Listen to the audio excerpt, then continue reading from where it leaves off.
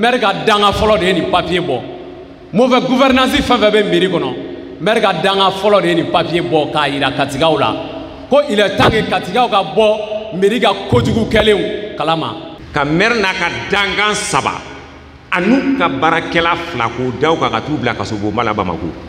a ma deli ka kɛ Mali fan si a ma deli ka kɛ Kati nin y'a siɲɛ fɔlɔ ye e wa bɛɛ ɲɛ b'a la fana u taara kalo fila ni tile wɔɔrɔ tile wolonwula de kɛ kaso la ka tila ka segin ka na fɛn ma fɔ mɔgɔ ye ka tila ka na don o mairie kelen kɔnɔ ka tila ka baara daminɛ bɛɛ ɲɛna ka kaso kɛ ka bɔ kaso la ninnu tun man ka don mairie kɔnɔ tuguni ka bɔ kaso la ka na don danbe t'i la bilen o Kati mairie ni commune fɛn fɛn tun bɛ jumelage la tubabuw fɛ a jumelage tubabuw ko k'u sen t'a si la bilen ko parce que mun na olu bɛ wari mun dila Kati mairie ma k'u ka commune baara u b'a a wari dun de minnu b'an kunna an jugu tɛ an cɛw don an balimakɛw don mais diɲɛ fɛn fɛn n'a ma ɲa i bɛ bɔ yen de mɔgɔ wɛrɛ bɛ gɛrɛ a bɛ kɛ ten tɔ de mun bɛ Kati yan déjà o ye wasakɛ pendant 7 ans i tɛ don quartier si la i b'i bolo kɔrɔta yɔrɔ min na ko Kati mairie y'a kɛ jama ka hɛrɛ ala yɛrɛ b'o fɔ jama ka hɛrɛ mɔgɔ mɔgɔ bɛ opter jama ka hɛrɛ la ala bɛ hɛrɛ nɔgɔya i yɛrɛ mais mɔgɔ mɔgɔ ko k'i yɛrɛ wallahi kelen m'a don ta n'a gɛlɛyara don i kelen m'a don ta mɔgɔ tɛ tugu i kɔ bon mɔgɔ minnu bɛ yen nɔ ko k'u yɛrɛ ka hɛrɛ de an mago t'a hɛrɛ la mais ala ka hɛrɛ ala k'o nɔgɔya an bɛɛ lajɛlen ne tɔgɔ ye Isa Bala Iraye mais coordination des associations et mouvements partis politiques de Kati m'o kɔnɔna na donc n bɛna programme présenter aw la point de presse de don an ye danaya ta k'o da mɔgɔ min kan o ye an kɔrɔkɛ n'o ye Alfuseni Sakine ye donc ale tɛmɛlen kɔfɛ an ye a tɔ kɛ commission ye madame Berthe ale sigilen bɛ yan nɔ n'o ye Awa Diallo ye o y'an ba ye donc an ye ale da Sakine kan an tɔw bɛ yen an tɔw fɛn o fɛn filɛ membre tɔw bɛ yen nɔ donc an ye danaya da mɔgɔ damadɔ kan k'olu kɛ commission ye donc an b'a ɲini jama fɛ hali bi ala ka baara in ala k'a tɔ labanko ɲuman da ni silamɛ bɛɛ lajɛlen ma. Katikaw sifinnakaw n'a ye mɔgɔkɔrɔbaw ye jɛ la a jɛ ka di n'a ye musow ye jɛ la a jɛ ka di an bɔkun tɛ dɔwɛrɛ ye ko ye an bɔkun ne bɔkun ye n denw ni n balimakɛw ni n balimamuso bɔkun y'olu de nɔfɛ ko ye bi ma ne bila ni kɛlɛ la dɛ ne ni n denw bi m'an bila kɛlɛ la dɛ nka kɛlɛ an b'a kan hali bi n'an ka laɲini ma sabati an t'a bila f'an ka laɲini ka sabati de. Vive Kati! Vive Kati! Délégation spéciale an b'o de ko Kati yan an tɔɔrɔra an ɲanina dugukolo t'an bolo bilen taayɔrɔ t'an bolo nayɔrɔ t'an bolo ka kaso kɛ ka bɔ kaso la ninnu tun man ka don mairie kɔnɔ tuguni ka bɔ kaso la ka na don danbe t'i la bilen o donc sisan ne bɛ min ɲini aw fɛ Katikaw minnu yɛrɛ kɛnɛ ka ɲɛ an b'aw fɔ k'aw barikada nka mɔgɔ bɛ minnu bɛ dogo la dɛ u y'u dogo cɛw y'u dogo anw musow bɔra cɛw y'u dogo anw musow kɔfɛ dɛ wa anw bɔra an tɛ siran kuma si tɛ cɛ hali sini n'a fɔra k'an ka bɔ an bɛ bɔ ka n'an sigi ni kɛnɛ kelen kan yan wa ka so t'an ɲɛna foyi u k'an minɛ k'an don n'an bɔra an bɛ bɔ ni tiɲɛ de ye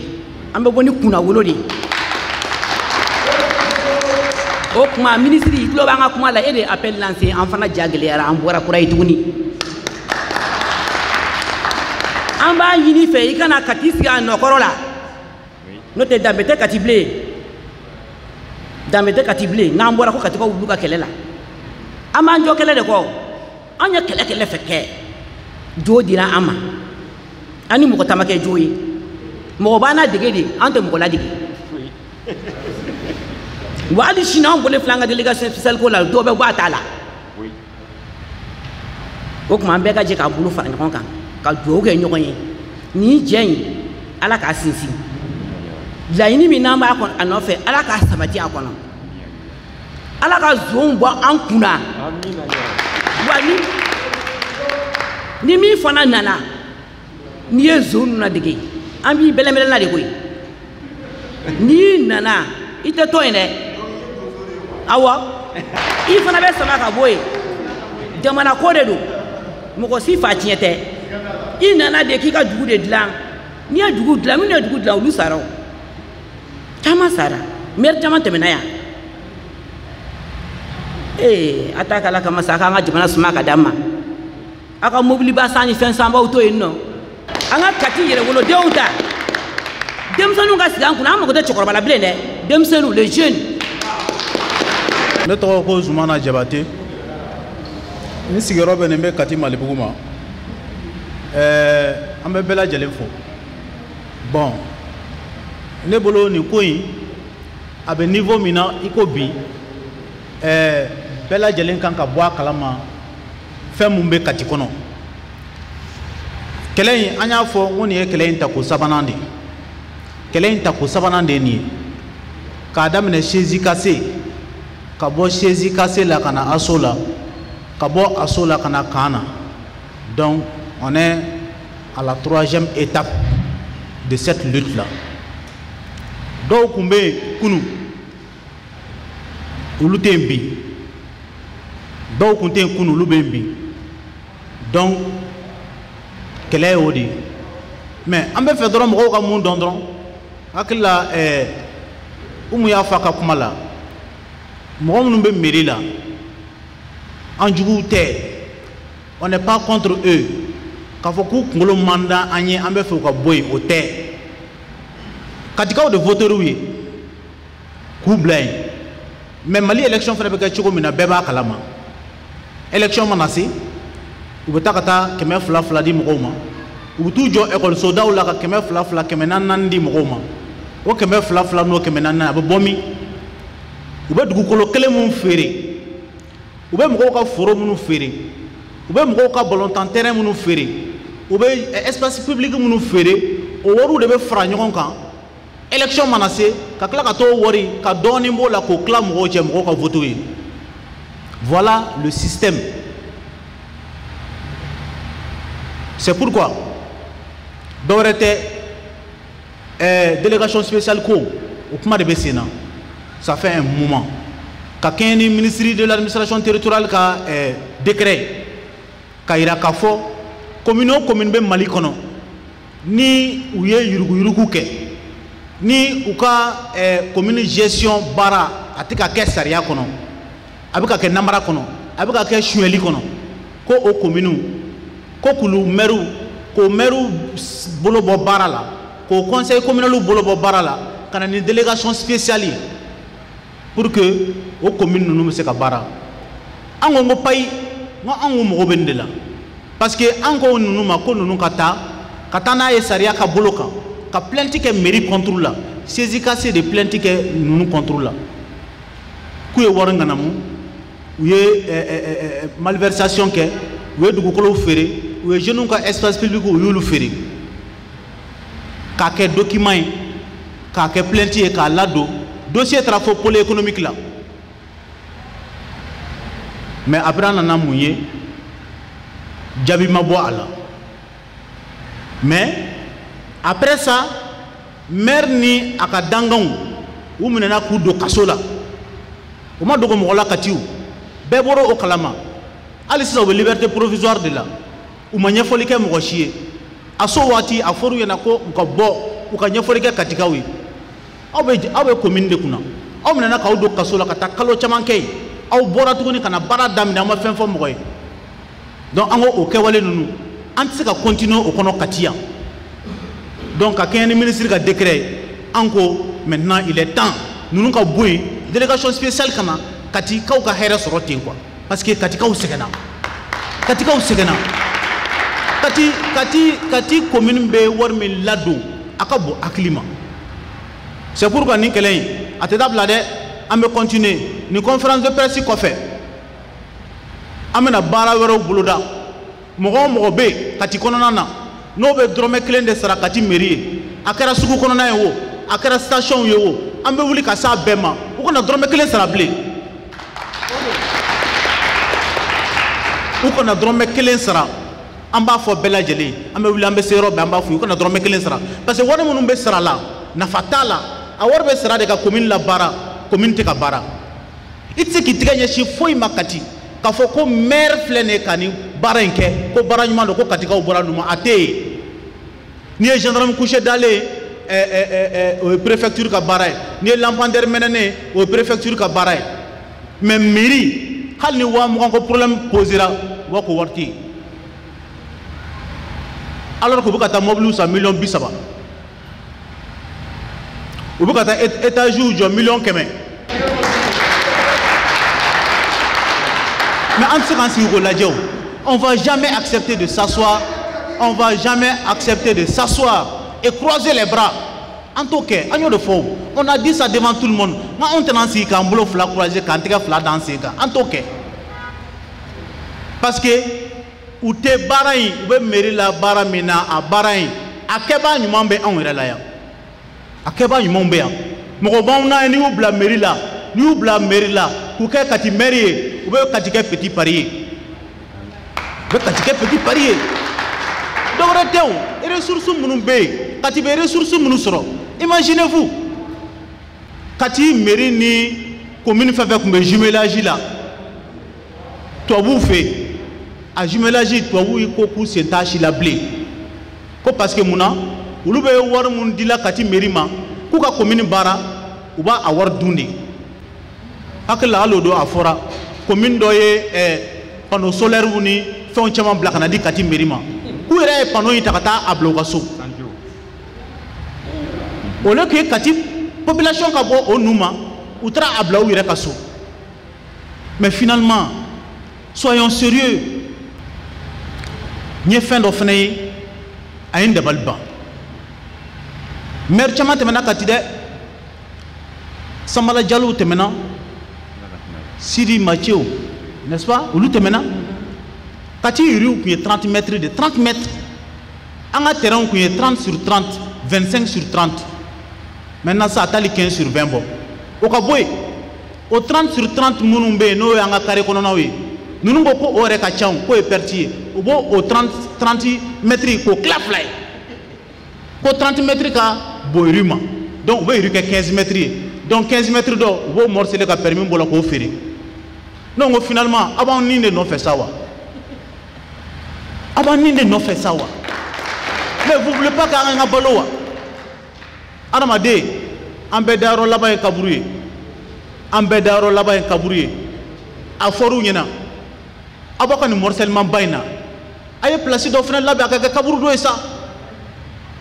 kaburu tɛ yen bamanankɛ kaburu don n y'a fɔ n ko tagalen ɲɛfɛ bamanankɛ mɔgɔ b'u ka kaburu datugu mɔgɔ tominikɔrɔ k'a tɛ taa ye mɔgɔ si tɛ taa ye an b'u deli bɛɛ bɔ kuma la. ne ye madame Jara Umu Bole min y'an ka association tɔgɔ la bɛn ka di o présidente de ye n ye donc n'i y'a nalen bi an nana ka na an balimakɛw dɛmɛ parce que i bɛ diɲɛlatigɛ ko ko la i b'i ka dugu kɛlɛ kɛ fɔlɔ ka sɔrɔ ka jamana kɛlɛ kɛ après i bɛ diɲɛ kɛlɛ kɛ donc an balimakɛ ninnu u bɛ baara in na bi ko tɛ u mɛnna ko in kan mais komi décision yɛrɛ bɔra ka faamaw yɛrɛ da donna a ko la donc o ko kɔnɔna na an bɛɛ sen b'a la n bɛ fɛ ka min fɔ dɔrɔn ko daminɛnen ni bi cɛ bi ko tɛ komi u y'a fɔ cogo min na depuis transition ko tɛ nin ko in bɛ sen na mɔgɔ caman tun bɛ ko in na o bolila mais anw tɛna boli an tɛ boli parce que ni mɔgɔ jɛra ka ji min ni jala fɛnɛ di dun ni jala nana a k'a min ɲɔgɔn fɛ donc a bɛ niveau min na bi a ka kalan kosɛbɛ mɔgɔ caman ma ye mais anw bɛ na an t'an balimakɛ ninnu labila mɔgɔ ye donc n'o tɛmɛna ka bɔ yen n bɛ fɛ ka min fɔ ni ala y'a kɛ laɲini ye min ye n'o sabatira Kati yan minnu b'an kunna an jugu tɛ an cɛw don an balimakɛw don mais diɲɛ fɛn fɛn n'a ma ɲa i bɛ bɔ yen de mɔgɔ wɛrɛ bɛ gɛrɛ a bɛ kɛ ten tɔ de donc sinon k'a fɔ mɔgɔ juguya b'an kɔrɔ wali ɲɛŋoya don asidiya don o tɛ sinon an yɛrɛ cɛw don an balimakɛw don an denw faw don donc an tɛ se ka k'u jugu ye fo ka diɲɛ wuli n'o tɛmɛna ka bɔ yen nɔ Kati yan nɔ ne bɛ min fɔ an k'an bolo di ɲɔgɔn ma adamaden Kati bɛɛ ko Katika bɛ kɛlɛ kɛ Katika bɛ taa mais ne kun bɛ min kun ka di ne bi ne m'o ye parce que nin ko in daminɛ la mɔgɔ dɔw kɛra sababu ye ka jeune ninnu dɛmɛ kosɛbɛ ko in na mais bi m'olu ye o ma diya n ye a kun ka di n ye bi nin activité in ka ko u ɲɛna mais ne kɔni ne tɛna boli i b'a fɔ n kɔrɔmuso tɔw bɛ yan an ma boli an bɛ kɛnɛ in kan donc n bɛ fɛ ka n ka kuma laban kɛ min ye minnu bɛ an ka laɲini minnu ka taa ni ala ye k'u taara o kana kɛ baasi ye mais minnu kan ka na an k'an jija o fana ka kɛ mɔgɔ ɲɛnama ye ɲɛgɛnnakɛla kana taa bokɛla ka na an kunna sinon n'o kɛra a bɛ kɛ siɲɛ fila ye dɛ donc an nana bi an ka baara kana kɛ baara fila ye parce que ko ko bɛ dugu in kɔnɔ an b'a kalama an tɛ sunɔgɔ la k'a fɔ mɔgɔ dɔw de bɛna taa olu bɛna bɔ a la an ko olu ka baara ma ɲa ka tila ka taa olu kɛrɛfɛ mɔgɔ wɛrɛw ta ka na bila an da la a tɛ bɛn an ma bi a tɛ bɛn an ma sini ne ka kuma ye donc n bɛ bɛɛ lajɛlen fo ka bɛɛ lajɛlen waleɲuman dɔn. Cheikh Mantala Traoré n ye katika ye n bɛ bɔ Tomininkoro wulada na n bɛ yan ka kuma ni parti politique minnu bɛ Kati yan n'olu bɛ association kɔnɔ ka kuma n'olu tɔgɔ ye. L'esprit même de la délégation n'a bɔra gouvernement yɔrɔ ka se jamana kɔnɔdenw ma donc ne bolo o ye hakilina ɲuman ye an kan ka féliciter. Moi je crois que ni an ka jamana lajɛ élection tuma ni sisan cɛ dɔw b'u place la a bɛ san 16 bɔ dɔw b'u place la a bɛ san 7 bɔ élection bɛɛ tuma tɛmɛna donc maintenant ni jamana ni ala y'an dɛmɛ u ye baara kɛ jamana sumayara donc maintenant degré mun kan ka ta ka lajɛ ka délégation nati fan bɛɛ de fɛ ka baara kuraw boloda ka élection kura kɛ bɛɛ ka taa même pied d'équité la vraiment o de kun ye ko tagabolo ye mun bɛ Kati yan déjà o ye wasakɛ pendant 7 ans i tɛ don quartier si la i b'i bolo kɔrɔta yɔrɔ min na ko Kati mairie kɛ n'i taara Samagebugu sisan i bɛ taa sɔrɔ dɔgɔtɔrɔso bɛ ka jɔ yen ANST ka baara don o Kati préfet kelen de nana Samagebugukaw sera ma u ye caniveau dilan ka ji nɔgɔ b'u da la le conseil de cercle o ye fan dɔ dilan donc n'i bɔra yen i bɛna Kati feu rouge la i b'a sɔrɔ feu rouge mun filɛ nin ye tan Kati préfet de ye feu rouge nin di Kati ma Kati préfet de kelen de taara Kati dɔgɔtɔrɔso kɔnɔ ka taa groupe mɔgɔw bɛ opérer k'u to opération na courant bɛ tigɛ togoya tɛ yen ale de ye groupe ta ka taa di dɔgɔtɔrɔso ma pour que vraiment u bɛ se ka groupe électrogène n'i donna Kati CCRF kɔnɔ château d'eau mun bɛ yen conseil du cercle de y'a kɛ n'i taara abattoir la conseil du cercle de don i t'i bolo ɲɛsin fɛn si la Kati yan i b'a fɔ ko Kati mairie ye mun kɛ durant ces 7 ans mais et pourtant u ka fonctionnement filɛ nin ye tan les socio-sanitaires ani anciens ka ITS bɛ d'u ma kalo kalo impôt bɛ wari d'u ma i y'a faamuya donc n'an ko an b'an da to o fonctionnement ninnu na a tɛ se ka s'a dan na quoi i tɛ se k'i bolo ɲɛsin foyi la donc ne bolo neli i kan ka dugu servi de i man kana ka mairie kɛ i ka entreprise ye k'i yɛrɛ yiriwa kɔnɔ mairie ko mɛ dabɔ kama i kuma mun fɔ délégation spéciale ko la u ye 6 points fɔ 6 points bɛɛ Kati b'a kɔnɔ donc an bɛ mun fɔ ministre ye il y a des différents contrôles qui ont passé à Kati ici a contrôle ka ca a bɛ taa bɔ olu rapport bɛ u k'olu minɛ u k'olu saisir k'olu dayɛlɛ a tɛ se mɔgɔ yɛrɛ ɲininka ni Kati b'a la ni Kati t'a la. N tɔgɔ Cheikh Touré n bɛ bɔ Kati kɔkɔ u bɛ n wele savant ni savant yɛrɛ ma di i bɛ n wele soldat min don fana kɛlɛkɛla min don fana dugu kɛlɛkɛla voilà bɛɛ ɲɛ b'a la dugu in kɔnɔ Kati an bɛ lahaya min kɔnɔ dugu in kɔnɔ bɛɛ ɲɛ b'a la kɔnɔdimi banna ɲɛdimi de don mɔgɔ bamananw bɛ kuma dɔ fɔ ko i tɛ se ka kɛ wulu fɛ k'i t'a ku fɛ n'i ye wulu fana gɛn i b'a ku gɛn mairie ko in bɛ yɔrɔ min na bi Kati bɛɛ b'a kalama ni turu ma si somɔgɔ ma a siri kɛrɛfɛ mɔgɔ ma yɔrɔ wɛrɛ espace yɛrɛ tɛ Kati bilen o banna an jeunes minnu filɛ kuma na bi espace t'an jeunes bi ye Kati yan bilen o banna hali an filɛ nin yɔrɔ min kɔnɔ yan bi ni kuma n'a kɔrɔ tɛ yan tɛ nin t'a kɛcogo ye nin t'a kɛcogo ye c'est à dire i taara domaine o domaine kan bi Kati kɔnɔna na fléau kelen de bɛ Kati da la bi problème kelen de bɛ Kati da la bi o ye mairie ye an somɔgɔw bɛ yen koyi an faw bɛ yen an kɔrɔw bɛ yen mais n'u ma ɲɛ u bɛ taa ka bɔ yen k'u ma ɲi ni mɔgɔ i ye waleya kɛ a b'a kɛ don ne da ka farin dɛ n'i ye sonyani kɛ tɔgɔ kelen de bɛ f'i ma i ye zon de zon tɛ kɛ foyi ye zon n'anw ko an ka hɔrɔnya ani an ka danbe an bɛ Kati min na bi Kati tɔgɔ ka bon a yɛrɛ ma Kati tɔgɔ bɛ diɲɛ fan bɛɛ fɛ bi mais n'i donna Kati dugu kɔnɔna na i bɛ maloya Kati sira i bɛ maloya gonga ke nafa ki faga sigoro te taoro te an jeune munu ba kona chance foi ta an bulu ka nga bara soro nga dugin konna na chance te otma meta ko ma meta jami amunu flele kuma la bia ben Allah taala che meri ka doro meta wono de meri mo ko doro meta kono ame bolo an yere la alhamdulillah wa ka fo ka jabe na me bo nga kelenge anga ka yere na munu te bo fara ko ka tui me mo ko damaro ni me bo ke wallahu nafaka boni jama bela jeli donc ame kele kan an yere di anga wule anga do nga fo ni koy a kera tugo tugo a here jama ga here ala here bo fo jama ga here mo be opte jama ga here la ala be here no ga yere me mo ko ki yere wallahi kelima dunta na glara do kelima dunta mo ko te tugo ko ba mo munu be no ko ku yere ga here di am mo ta here la me ala ga here ala ko no ga am bela jeli jama ga here ala ko no ga am bela jeli nu masaka tugo la nyuma na obeta ga boy ye shweni ga ye zoe zo muni muka ka ini kasur ka ika datugu ka bo andala akado ko mala sallallahu mamadou oy togola Cheikh Sadibou et nye kati jeunesse secrétaire général c'est le moment c'est important pour spécifier et ame kena min kan ame kati population a kene de kan bi aniso jaleno parce que anyebe mo engagé lo na bi kene kan camarade Zoumana Diabaté a y'a fɔ nin ye kɛlɛ in tako sabanan de ye maintenant ala sɔnna ma avec les jeunes intègres avec les jeunes valables a bɛ dan nin sen in na ta ma an b'an sara ala la kɛlɛ in bɛ dan nin ma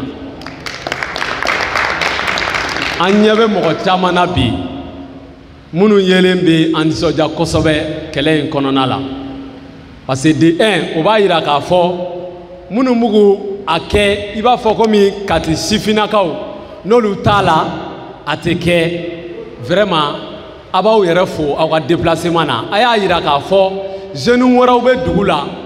min tɛ minnu mugu yɛrɛ kɛ k'olu de ye jeunes premiers ye an b'a dɔn aw de ye jeunes premiers ye parce que kɛlɛ nin kɛlɛ porté a bɛ niveau min na ne mɔgɔ min b'a dɔn i tɛ sɔn ka to kɔ. Kati bi santan kati lahalaya be cogoya min na les 13 quartiers a dogolen tɛ mɔgɔ si la i b'a ta sanafara fo péage n'i ye mairie ka tiɲɛni bɔ a kɔnɔ a tɔ b'a den quartiers bɛ yen bi kati kɔnɔ je vous parle en connaissance de cause u tɛ taa ɲɔgɔn ka janajaw la k'a sababu kɛ mairie ye ne b'o témoigner mairie ye destruction min don kati kɔnɔ a ka bon hakili ma. O ye anw bɛ réalité min vécu en longueur de la journée parce que mɔgɔw ni ɲɛji bɛ don an ka nin terrain minɛra an ka nin kɛra tan an ka nin espace minɛra dɔ y'i da tu kaburudonko la anw fɛ yen anw ka kaburudon mairie ye du 12 de t'a kɔnɔ du 12 demi hectare anw ka CESCOM place actuellement a lakorilen don dɔ fɛ sisan anw ka sugu place so min jɔlen b'a kɔnɔ a bɛ se so 30 ma bi min bannen don. An nana numéro la yan o kɛlɛ o dogolen tɛ mɔgɔ la mairie y'a yɔrɔ di BNDA ma o ye diɲɛ kan bɛɛ fɔ anw ye donc o ye yɔrɔ dɔw de ye n'i taara Tomo la pareil Tominikoro tout près Kulu la pareil a tɔ tora sa u ka mɔgɔw de bɔ u sisew kɔnɔ Kati basakɛlɛ de don o de kama kɛlɛ in depuis n'an b'a daminɛ an tɛ sɔn ka mɔgɔ musalaka la n'a ka di i ye n'i y'a dɔn i ka kɛlɛ don na. N'a man di ye a to yen n'a degun y'i sɔrɔ don min na walahi o caman kɛra an b'o témoigner degun ye caman sɔrɔ minnu tun bɛ k'an kɛlɛ u ni boli tilara ka na an y'a ɲɛnabɔ an b'a kɛ Kati de kama nin wagati de kalifalen don an na an ka baara kɔnɔna la an seko ye min ye Kati an b'a kɛ délégation spéciale wagati min na transition anw de ye a laɲini wa transition nalen an ni Kati autorités préfecture lakaw an n'u sigira an kumara an ka trêve kɛ mairie mɔgɔw ka nin kɛlɛ la parce que ne ko kɛra Kati i b'a ye k'a fɔ diɲɛ mɔgɔ b'i ɲɛ ta o fɛ o ko an ma n'an nana Kati mairie gɛn k'a sɔrɔ gouvernement ma prononcé 703 communes bɛɛ b'i ɲɛ ta Kati fɛ o tɛ transition ka projet la fɔlɔ an k'a jɔ an ye baara in jɔ. Sisan an wulila min filɛ nin ye an wulila ni ministre ka appel de ye ministre de appel lancé Amadou a fɔ an ye cri de cœur min kɛ a y'a mɛn a y'a ta ba la ne mɔgɔ min bɛ colonel Abdoulaye Maïga dɔn il est très rigoureux texte application na o seereyabagaw bɛ yen ale de ye décret bɔ ko mairie fɛn fɛn tiɲɛni kɛ fɛn fɛn malversation kɛ k'a bɛɛ bɛ bɔ yen an ka mairie lakaw bɛ liberté provisoire de la an ka mairie lakaw vérificateur général ye rapport bɔ yan $100 ani $18 o de tununa an ka mairie kɔnɔ yan an y'an sinsin o de kan ka plainte dɔ ni mairie kama pôle économique la o ye financier ta yɔrɔ ye wari minnu bɔra illégalement avec des faux entrepreneurs a documents bɛɛ lajɛlen b'an bolo on parle en connaissance de cause on est prêt ka documents ta k'a di autorités ma k'u dɛmɛ a baara la donc ne ministre ye nin appel lancé n'anw ma bɔ ka kuma o kɔrɔ k'an kun bɛ kɛlɛ la nanfigiya de la bi n ye place dɔ kɛrɛnkɛrɛn bi k'a bila le premier adjoint au maire k'a bila ɲɛ à la personne de Boubacar Traoré n y'a place dilan k'a bila yan n t'a dɔn k'a tɛ na yan parce que ale de ye papier bɔ ale de ye nin sɛbɛnfura in bɔ ka ti mairie ka mauvais gouvernance maire ka danga fɔlɔ de ye nin papier bɔ mauvais gouvernance fɛn fɛn bɛ mairie kɔnɔ maire ka danga fɔlɔ de ye nin papier bɔ k'a yira katigaw la ko il est temps que katigaw ka bɔ mairie ka kojugu kɛlenw kalama o wagati la o y'a sɔrɔ ale kɛlen don bolo kɔfɛ fɛn ye mairie kɔnɔ donc ale place kɛrɛnkɛrɛnnen kun bɛ n bolo yan bi ka micro d'ale ma ale yɛrɛ ka kuma bi an bɛ ɲininkali kɛ ale bɛ min ale bɛ min qu'est-ce qui a changé poste sɔrɔla sisan ɲinan kɛra document in kɔ mais an b'o de fɔ a ye document in b'an bolo an b'a labaara k'a fɔ katigaw ye il est temps que katigaw ka u ɲɛ yɛlɛ il est temps que katigaw ka u ɲɛ yɛlɛ bɛɛ n'a jɔyɔrɔ de don katigaw an ka ɲɛ yɛlɛ nin ye kɛlɛ min ye an tɛ nin kɛlɛ musalaka mɔgɔ si bolo an tɛ nin kɛlɛ tɛrɛmɛ an ni mɔgɔ si cɛ bi an bɛ yɔrɔ min na sisan là où je vous parle bɛn remorque tonnen bɛ an ka sugu camancɛ la ko f'u ka construction kɛ donc an tɛ se ka sigi k'a fɔ k'an tɛ bɔ ka o dénonciation kɛ ka délégation spéciale laɲini wa n balimamuso bɔra k'a fɔ délégation spéciale min bɛ na fɛnɛ an tɛna to k'a fɔ k'an bɛ to a kɛrɛfɛ dɛ a tɛ se ka sigi an kɔ parce que on est les acteurs du changement a changement bɛ kɛ n'anw de ye bi nisɔndiyalen don an balaka minnu sɔnna bi ka na nin kɛnɛ kan mɔgɔ caman bɛ kati ko femme leader femme leader femme leader à la base de quoi an y'a musow ye musokɔrɔbaw bɛ siri an balakaw de ko femme leader an t'u wele yan bi ko femme leader anw ka femme leader tɛ an ka femme leader de bɛ kɛnɛ kan bi parce que nin ye dugujɔ ko de ye nin ye kati ko de ye bi olu de bɛ yan bon olu de y'anw ka femme leader ye fɛn o fɛn bɛ musokɔrɔba siri ne ye nin ye non non non e t'anw ka femme leader ye an sɔnna k'a f'u ye an n'u kelen dogo la wa an b'a f'u ye kɛnɛ kan wa hali sini an b'a f'u ye u b'an dɔn u b'an tagabolo dɔn an bɛna min fɔ mɔgɔw ɲɛna nin kɛlɛ in dogona t'a la an bɛ ka fɛn o fɛn fɔ an bɛ fɛn o fɛn kelen fɔ yan ne mɔgɔ sɔrɔla k'a fɔ k'i b'a fɔ ko nin ye juguya kan de ye nin kelen tɛ tiɲɛ ye walahi an b'a ɲibɔ a kɛlɛ la ka tila k'a fɔ ka bɔ kuma la point de presse min n'an b'a kɛnɛ kan an kun ma nin prévu an kun ye min prévu n bɛ n da don o la ka sɔrɔ ka bɔ kuma la an kun ye sitting ni marche de prévoir ka ti cinquantenaire la ka taa laban mairie da la wagati la an bɔra ne gogoro ni jɔlɔkɔw ye an kun bɛna mairie in da sɔgɔ a ma ban an y'a ye état ka représentant minnu bɛ kati ko papier wɛrɛ ser'u ma autorisation wɛrɛ ser'u ma k'olu fana bɛna contre marche kɛ raison pour laquelle ni marche fila bɛnna ɲɔgɔn ma parce que anw kɛlen don opposition ye nin mairie ko kɔnɔ minnu bɛ fɛ ka contre marche kɛ sa u y'olu kɛ majorité ye nkalon kan ɔ ko marche fila bɛnna autorités y'u jɔ u jɔyɔrɔ la o y'olu ka baara ye o y'u ka kɛta ye an bɛ préfet fo o yɔrɔ la a ka sens élevé de connaissance la an b'a fo parce que n'o kɛra a bɛ bɔ a ma de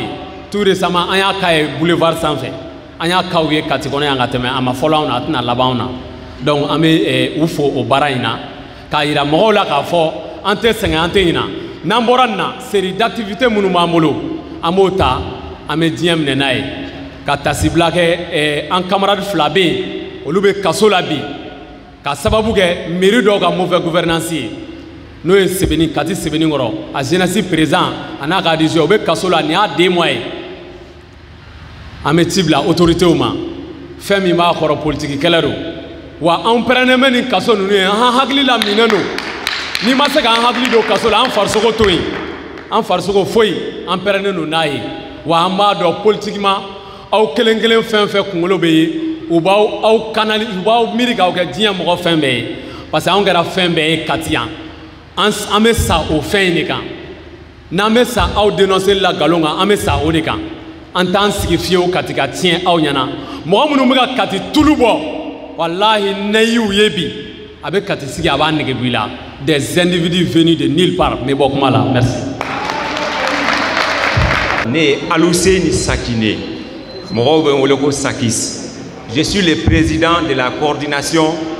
association mouvement et parti politique de Kati. N'an y'a wele ko Kan Kati ne de y'a président ye o de ye wele bila aw ma bi k'aw kana kɛnɛ in kan walasa an ka se ka hakili jagabɔ kɛ parce que bibi in na ko dama dama bɛ yen nɔ f'an k'olu fɔ ɲɔgɔn ye ne tɛna kuma kura fɔ parce que fɛn fɛn kan ka fɔ presque a bɛɛ fɔra mais n tɛ se ka kuma in daminɛ n'i ma musow fo fɔlɔ parce que tiɲɛ yɛrɛ la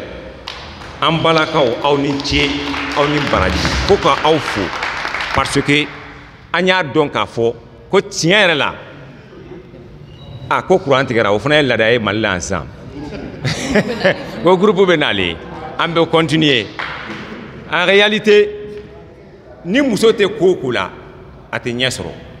donc an balakaw yira ko in na a diyara n ye an b'aw fo an b'aw waleɲuman dɔn k'o bɔ a la jeunes fana nana jeunes bɔra fan bɛɛ fɛ ka na fara an kan et o fana ye koba de ye n'i y'a ye association ni mouvement ni parti politique bɛ fara ɲɔgɔn kan fanga tɛ se ka k'u la ni musow ni jeunes t'u kɔ donc ni aw yera ka ban anw ja bɛ jɔ anw ja bɛ lami wa aw ka da la k'a fɔ ko an nisɔndiyara wa an ja lamina kɛlɛ in fana an t'a dabila an b'a la de sur ce n bɛ fɛn min fɔ ka fara o kan o ye n'i ye nin kɛnɛ sugu sigi mɔgɔ fɔlɔ minnu y'an kɔn kɛlɛ in na Kati kɔnɔ yan an tɛ se k'a bɛɛ fo an tɛ se k'a bɛɛ dɔn dɔw b'an cɛla dɔw ta ɲana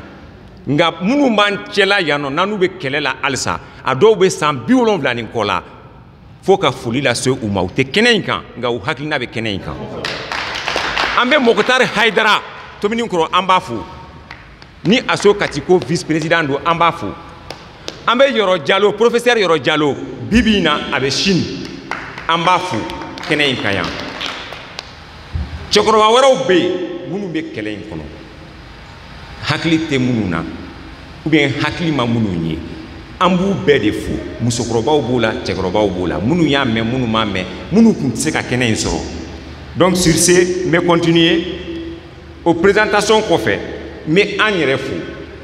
les comités d'organisation malgré nos maigres moyens an sera ka mɔgɔ la mobiliser parce que ninnu ko de ninnu tɛ dɔwɛrɛ ye maire n'a nɔfɛ jama anw ko délégation spéciale o kuma de ye anw ka nin kɛnɛ in sigi délégation spéciale mun yɛrɛ de don f'an k'a ɲɛfɔ dɔɔni dɔrɔn pour que a ka faamuya délégation spéciale conseil des ministres dɔ de kɛra a kɛra le 18 tɛmɛnen le 18 novembre décision taara ministre mun cɛsirilen don décentralisation na maires ni fɛnw ka administration minnu b'o ɲɛnabɔ commandantbaw o bɛɛ ka ministère n'o ye colonel Ablaye Mayiga ye o de ko a bɛ ministre tɔw ladɔnniya k'a fɔ baara taabolo pour que a ka se ka ɲa parce que Mali kura mun bɛ ka fɔ Asimi bɛ ka Mali kura mun fɔ les 5 colonels la transition Choguel Kokala Mayiga o bɛ ka Mali kura mun fɔ a tɛ se ka taa ɲɛ ni mɔgɔ kɔrɔ minnu ye tiɲɛni kɛ collectivité ninnu kɔnɔ n'olu ma bɔ yen ko mais olu ka bɔ yen o kɔrɔ tɛ ka fɔ nɔminɛ minnu kɛr'u nɔfɛ parce que nin kelen kelenna a bɛɛ welela justice la u bɛɛ welela yɔrɔ dɔ la k'u ɲininka u dalakan na Kati dɔrɔn tɛ Mali bɛɛ de don donc n'a ma ɲa k'a fɔ k'o kɛra olu tɛ justice ka baara bali mais olu bɛ décision dɔ ta mun b'a yira k'a fɔ u ka bɔ yen u k'u bolo bɔ baara la mɔgɔ wɛrɛw ka na olu kana baara kɛ u place la ni justice mago jɛr'u la don min na u ka taa justice répond o kana baaraw kana ɲagami ɲɔgɔn na délégation spéciale nin kɔrɔ yɛrɛ ye nin de ye a taara nin de kosɔn le 18 novembre 2023 la décision 2023-43 SGG donc a taara nin de kosɔn a taalen anw ko ko tabarikala n'i y'a ye nin kɛra a diyara anw ye parce que anw fɛ yan ko dɔ kɛra depuis Mali ye indépendance ta le 22 septembre 1960 ka n'a bila bi la le 8 décembre 2023 mun ma deli ka kɛ Mali fan si o de kɛra Kati yan o ye mun ye ka maire n'a ka dangan 3 a n'u ka baarakɛla 2 k'o da u kan ka t'u bila kaso bonba la Bamako a ma deli ka kɛ Mali fan si a ma deli ka kɛ Kati nin y'a siɲɛ fɔlɔ ye e wa bɛɛ ɲɛ b'a la fana u taara kalo 2 ni tile 6 tile 7 de kɛ kaso la ka tila ka segin ka na fɛn ma fɔ mɔgɔ ye ka tila ka na don o mairie kelen kɔnɔ ka tila ka baara daminɛ bɛɛ ɲɛna mɔgɔ si t'a dɔn u bɔra kun mun na mɔgɔ t'a dɔn u minɛna kun mun na Katikaw o tɔ la anw ye mun kɛ Ala la de anw ni mɔgɔ ɲɛmɔgɔ ɲɛnama de man kan o tɔ la ou bien Mali tɔ ka wusa ni anw ye de n'i y'a kuma fɔ an bɛɛ bɛ Kati yan nɔ de o an bɛ ɲɔgɔn dɔn dɔw lamɔna mɔgɔ dɔw fɛ yen nɔ dɔw ye mɔgɔ dɔw balima ye o kuma bɛ ta ka don kuma kɔnɔ mais an tɛ yan o la nka Asimi yɛrɛ da y'a fɔ Asimi da y'a fɔ ko n'aw ko maliyɛnw ko ka corruption kɛlɛ k'a ma nɔgɔn dɛ ko ni mun ka mɔgɔ minɛna mun ka mɔgɔ tɔgɔ fɔra la k'u bɛ tila ka wuli ka na delili la ko nka k'a tigi tɛ bila dɛ ni Asimi y'a fɔ ten tɔ mun b'a to anw t'a waleya kɛ donc ne bolo an bɛ yɔrɔ min na sisan an sera an dan de la trop c'est trop Kati veut une délégation spéciale Kati veut une délégation spéciale a diyara mɔgɔ ye a bɛ na a ma diya mɔgɔ ye a bɛ na n'u ma na n'a ye ni mun bɔra la u yɛrɛ de y'a laɲini dɛ menace tɛ mais n'u ma na ni délégation spéciale ye Kati ni mun bɔra la olu de y'a laɲini parce que musow ni jeunesse bɛɛ de ko k'u tɛ nin équipe fɛ kɔ tuguni san 7 fali gɛn e ma fali sira dɔn e tɛ fali yɛrɛ dɔn o de la mun de kɛra an tɔɔrɔla ten trop c'est trop vraiment Kati veut sa délégation spéciale u ye mun fɔ ni Kati m'a sɔrɔ hali u ka Adama Sangare t'a bɔ a ma u ka Adama Sangare t'a bɔ a ma Elias y'a fɔ a bɛɛ y'a mɛn donc an b'o o budakun de kan bonya kosɔn transition bonya ani préfecture bonya kosɔn pour que trouble à l'ordre public o bonya kosɔn o kana kɛ an ye an ka marche ko ni an ka sitting ko to yen fɔlɔ a ma dabila dɛ on a sursoit à ça an ko an b'a to yen fɔlɔ de donc an bɛ na conférence de presse ka mɔgɔw kunnafoni ka sensibilisation kɛ halisa minnu m'a mɛn olu k'a mɛn mun bɛ sen na mais ni a ma bɔ u b'an sɔrɔ u ɲɛ turuna la dɛ cinquantenaire turuna a bɛ bɛɛ de ye u b'an sɔrɔ yen dɛ donc en tout cas u b'an sɔrɔ u ɲɛ turuna la ko in ma ban dɛ nous sommes là à Kati ici c'est Kati ici c'est Kati nous voulons notre délégation spéciale an tɛna don détail foyi wɛrɛ la su kora an ye temps mun ta baara kama a temps a sera an tɛ fɛ ka mɔgɔw tɔɲɔ musow bɛ taa tobili la an yɛrɛ bɛ taa fɛn wɛrɛw la nka an cɛsirilen don dɛ sentiri fara jala kan ani musɔrɔ a bɛɛ sirilen don k'a ja ni délégation spéciale ko ma bɔ u b'an sɔrɔ cinquantenaire tourna la. ne bɛ yan en tant que citoyen n ye coordination mɔgɔw ka invité bi wulada in na je suis pas là en tant que leader comme a y'a fɔ cogo min na n tɔgɔ ye Mohamed Seri Jara sifinnaka caman bɛ wele alias ne nisɔndiyalen don bi kosɛbɛ parce que nin ye kɛlɛ min ye mɔgɔ caman bolo ko ni kɛlɛ in daminɛra ni génération in na nin tɛ dɔw filɛ mairie kɔnɔ bi an n'olu ye kɛlɛ kɛ ɲɔgɔn fɛ pour que changement ka na o kɛra Kati yan mais bi olu de bɛ ka dɔw kɛlɛ ko changement kana na alors que aw tɛ k'a kɛ ka ɲa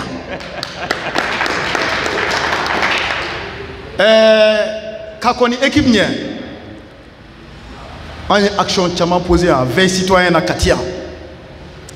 ko ni ko in bɛ ka kɛ bi ni coordination in bɛ sen na bi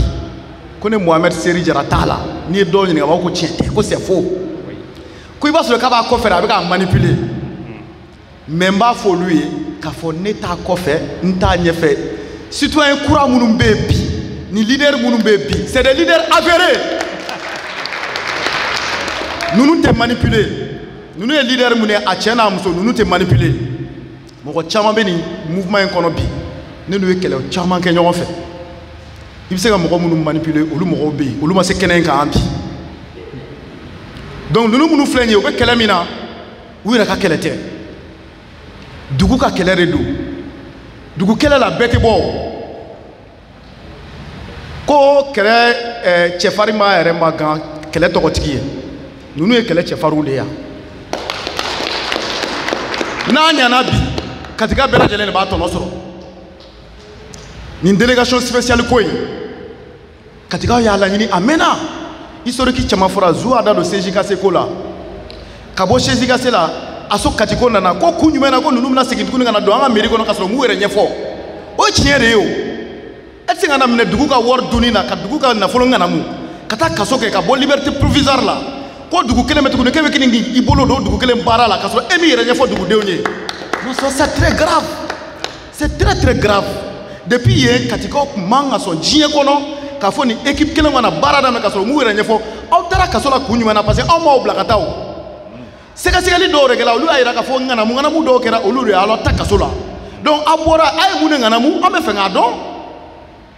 mɔgɔ bɛ ka problème bɛɛ kɛ dugukolo ko ye Kati problème bɛɛ tɛ dugukolo ko ye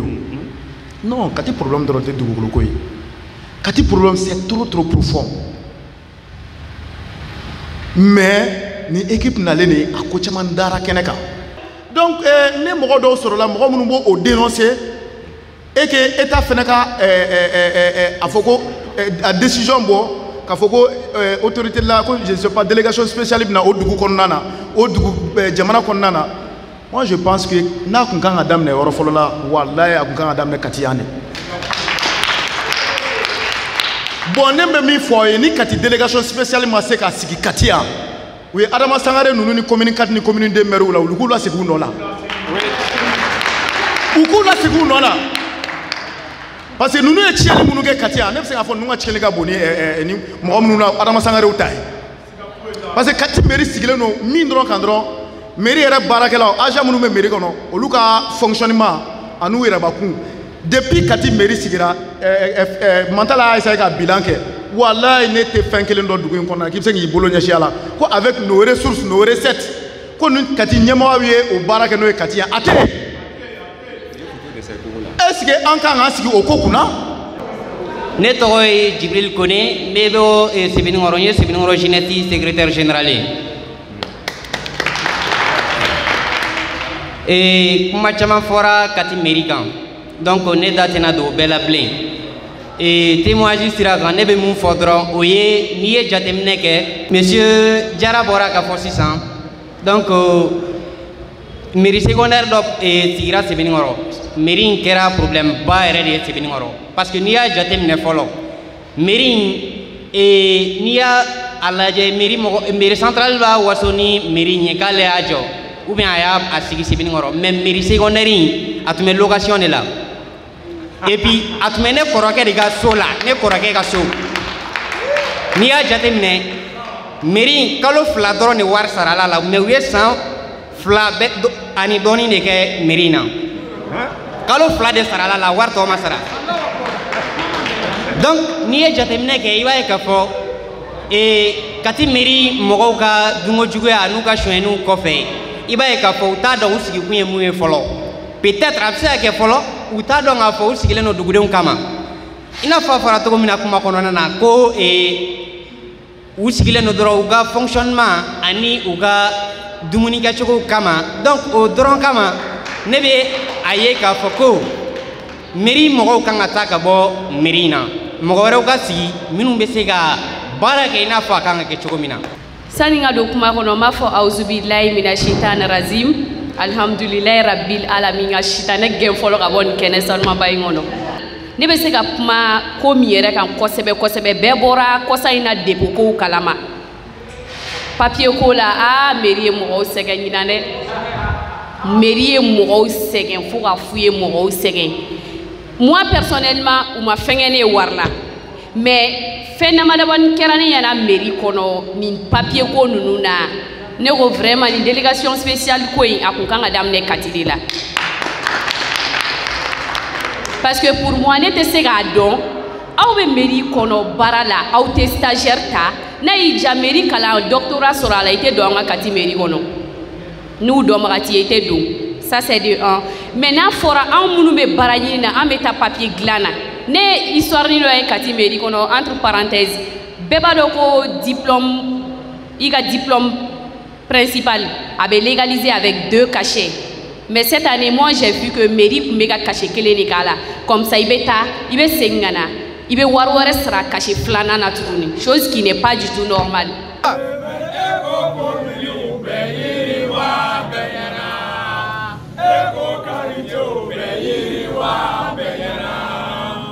Monsieur le maire,